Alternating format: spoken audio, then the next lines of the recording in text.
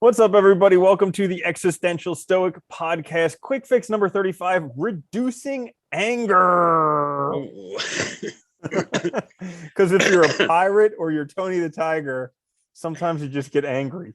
And today we're going to give you, we're going to give you a few quick techniques for reducing anger. I'm Randy. That's my buddy, Danny. What's up, Danny? What's up, Randy? And so today we're going to talk about reducing anger. Do you ever get angry, Danny?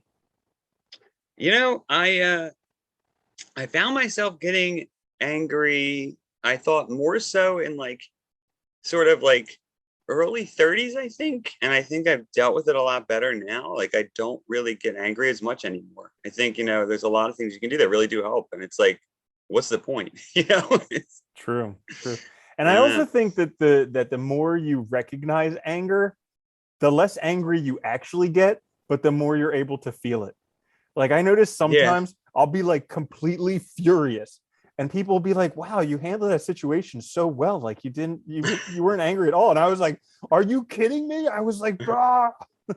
Yeah. Well, I think that's it too. It's like, you still get angry. There's nothing wrong with it, but it's like dealing with it in the right way, right? In a healthy way, and in a way where you are able to, I think that's important, able to express your emotions without actually being an ass, right? Mm-hmm. And being able to be, good in the situation. Yeah. So that being said, we're each going to share 3 techniques or tips we have, quick tips to quickly fix anger in your life. Yeah. Once and for all. Yeah. So I'll go first. My first one I learned from The Power of Positive Thinking, Norman Vincent Peale's book. This first tip is, whenever you're feeling angry, lay down. It's very, very hard to be angry when you're laying down. Because if you think about it, every time you're angry, you're like, standing up, clenching your fists, all your muscles are tense. And he talks about this story about, this guy was in a conversation with some people and he was getting heated. And then all of a sudden he undid his tie, took off his jacket and laid down. And everybody's like, are you okay? What's going on? And he's like, well, I just found myself getting angry. And I noticed it's very hard to be angry when I lay down. So I'm just laying down. So, well, I really like that, though, because it's it's also the idea of just calming down, right? And I mean, I think and changing something in the situation. And I think those are both really important techniques, is calming yourself and changing something in the situation. And that's does both really effectively. Mm-hmm. It's I like that. So my first one is I think goes along the same lines. It's breathing exercises. So taking deep, slow breaths when you recognize that you're angry, to control your breathing and get control of yourself. And with that also, if necessary, removing yourself from the situation. Just walk away.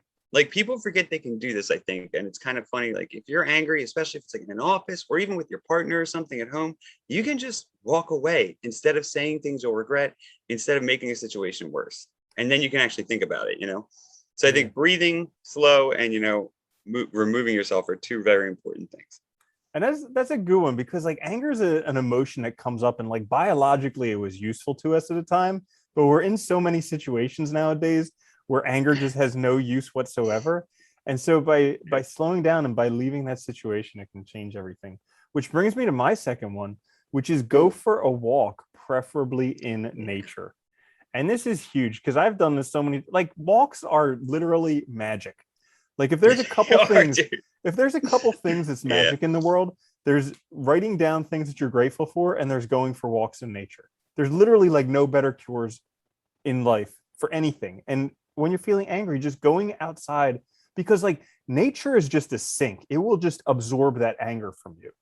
And just getting your body in movement helps dissipate the anger too. So that's my second one. Yeah, it's funny. The movement matters so much. I remember going for walks, a while ago when I was dealing with some stuff, and doing sprints just to get that energy out, just to get moving, right? And it works really well. It's amazing. And being out in nature just helps too. So I like that. My second one is ask yourself this question: when has anger made things better? When has it improved things? When has it made your life better? I think, we let ourselves get caught up in these emotions a lot. And a lot of times they're not beneficial to us. They don't help us. They don't solve our problems. I think it's an important thing to keep in mind. Yeah, I love that one. I think that one's so good, because it's because you think about it and you're like, yeah, when has anger ever been helpful? And it's yeah, when the hell has it made anything better? Definitely never. Nope. So my last one is try and find the cause for it, because when you recognizing the cause for it can be helpful, because you can do what we spoke about earlier, removing yourself from the situation. But then also we talked about how like anger is a biological response that was useful at one time, it's not useful anymore. So once you know the cause, being able to channel that anger to a useful purpose, because anger is actually a very, very good thing to use to actually change your situation.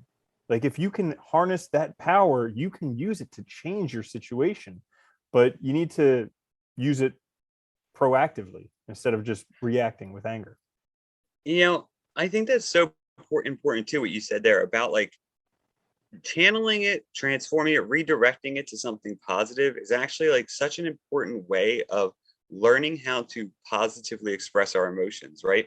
Which is taking these irrational things, responses to the world, taking that energy, but then using it in a way that's productive, that's helpful to us rather than harmful. Instead of just reacting, we take that energy and work with it and do something, you know, exercising our agency. It's a really good thing to do, I think. And that's how you really get to a point of being in control and balanced. I like that one a lot. That goes nicely too. My last one is I forget where I heard this, but it is actually very helpful. It's imagine if you're angry with another person, especially if it's somebody you're close to, imagine you are that person and do a little journal exercise where you try to imagine sort of their point of view and you try and do it honestly. And I think it's a really helpful tool because it's a really like sort of effective way of trying to see things from their perspective. Because a lot of times, especially when it's people we're close to, you know, arguments are petty, you know, our anger is sort of misdirected. It's about other things. And when you do this, it really helps you sort of identify that source and find out what's wrong. So I really like that one. Yeah. Definitely. I think that's a great one too. And we actually talked about kind of the same thing for dealing with forgiveness and for like seeing things from another person's perspective. And I know for me, like just after we spoke about that and I sat down and I journaled about it, that was a very helpful exercise. So I think doing that with anger, because there's definitely anger wrapped around like forgiveness in those situations as well. So that's totally. Yeah, so that's a great one. So guys, in a Awesome. nutshell, there you have it.